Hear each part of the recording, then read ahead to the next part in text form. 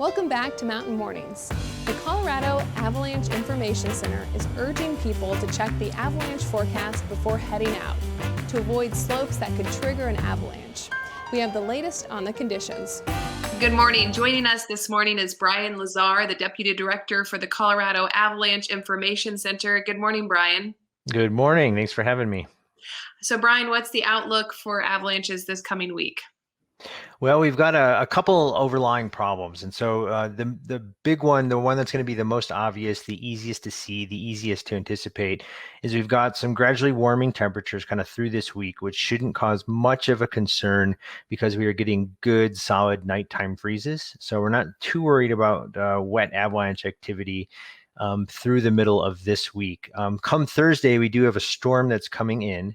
It looks at this point to be favoring the San Juan Mountains, but we could see enough snowfall, even as far north as Berthoud Pass, to create some short-lived concerns for avalanches just in the new and drifting snow.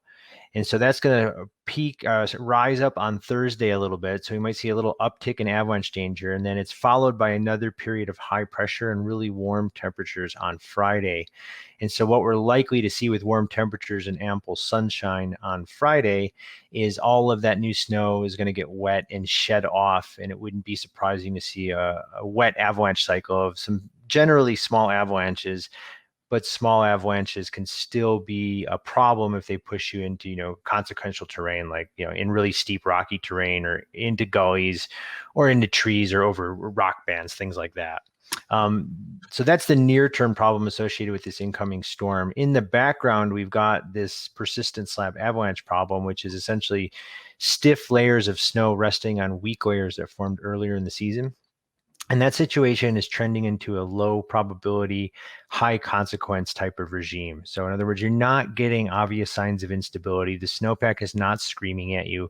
We're not seeing natural avalanche activity. We're not even hearing about, big rumbling collapses or shooting cracks in the snowpack. So there's not a lot of signs that things are dangerous until someone triggers a really large avalanche. And that's the high consequence part of this puzzle, is that it's becoming harder to trigger slopes. Many slopes you can get away with without hitting that wrong spot. But if you do, the resulting avalanche is going to be very large and difficult to survive. Are there any areas in the state that you would tell people to avoid because the avalanche danger is extremely high right now? It's not so much which part of the state. So one of the characteristics of this season is snowpack conditions. There are some nuances, but the big picture is fairly similar across most of our mountain regions. But what we can say is where these large and destructive avalanches are most likely to occur. And so we're highlighting aspects that face north through east through southeast at near and above tree line elevations. And so those are the slopes where you're going to produce the biggest avalanches. And so you can trigger avalanches on other aspects and at lower elevations, but they are generally going to be smaller and not quite as deadly as on those north through east through southeast, near and above tree line. And this is the kind of situation where the really only safe way to mitigate the risk from these very large and destructive avalanches is to avoid steeper slopes where you're likely to trigger these things. So, steeper slopes, steeper than about 35 degrees, or pushing into what you might see as black diamond terrain at a ski area without steeper slopes overhead. So again, what should people do prior to heading out?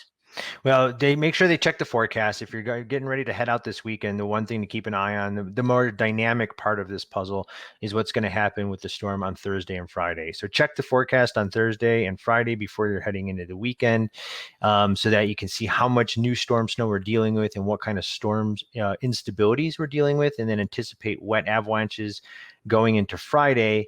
And again, we'll keep refining in the messaging for that underlying persistent slab avalanche problem as we head into the weekend.